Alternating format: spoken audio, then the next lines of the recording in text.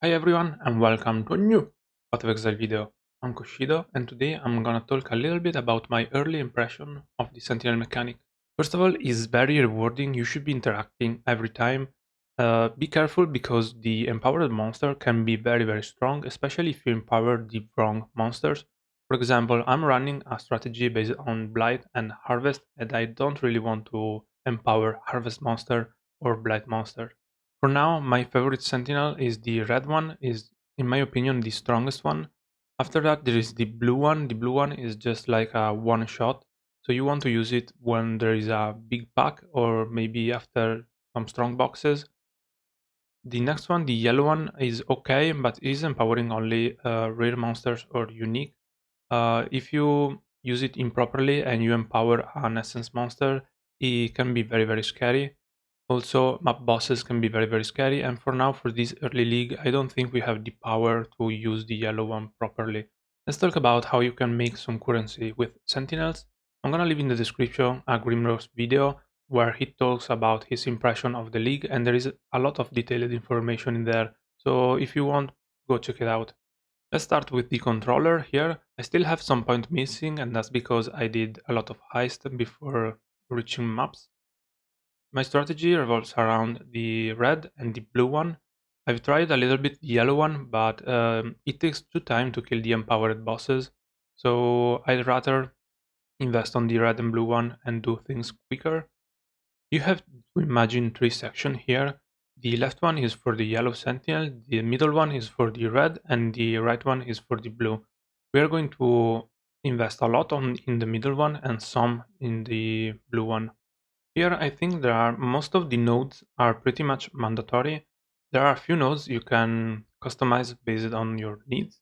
For example, this one grants more experience for the controller bar, and before you reaching the cap you should be taking this. You can also get the same mod on a sentinel.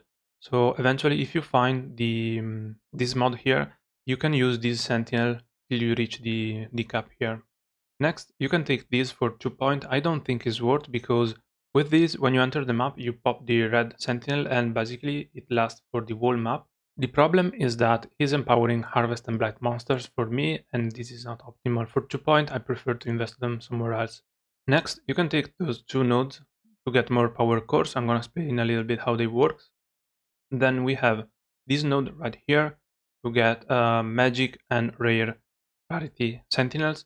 You still get some normal sentinel for some reason, and in the beginning while you have to stock up some sentinels you can take these.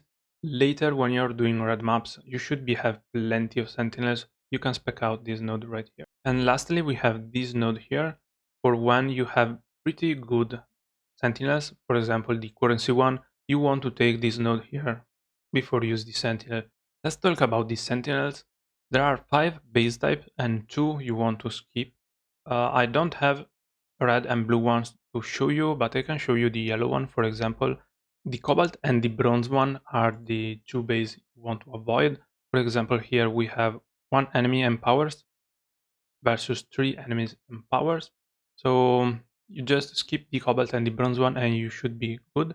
After that, we have to look at the mods we find in the sentinels. So pick up every magic and rare sentinel you find, and then when you have a bunch, you can sort them.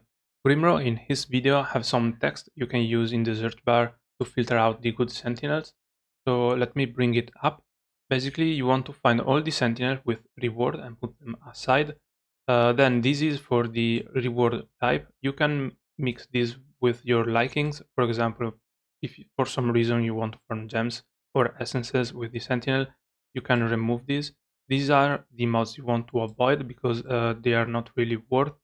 The essences usually are low tier. We have essences on the map device. If you want to farm essences, there are better way to do so.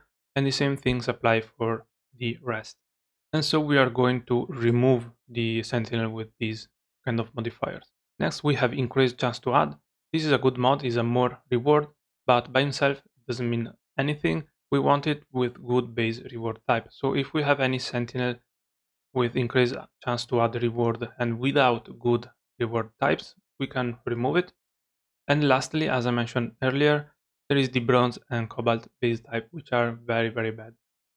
If you have a bronze cobalt sentinel with a good reward type, you can set those aside and try to use a power core to move the good modifiers to a better base, for example the obsidian, which is the best one. Unfortunately, I don't have any sentinel to show you right now. I did a mega cleanup of all the sentinel stuff I had, and that made me want to make this video.